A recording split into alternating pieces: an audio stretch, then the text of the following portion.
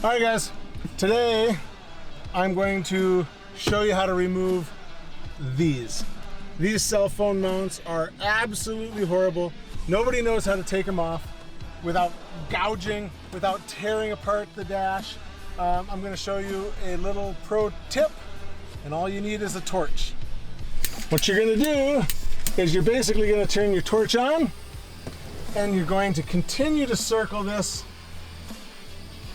kind of in a ring around a rosy. Around and around and around we go. And what's going to happen is eventually this middle of this cell phone mount is going to start turning molten.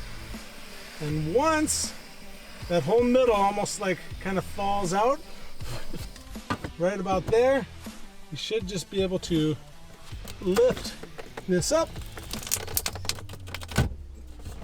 And while that glue underneath is hot, you should just be able to use your hand and get all or almost all this glue off without any sort of damage underneath at all.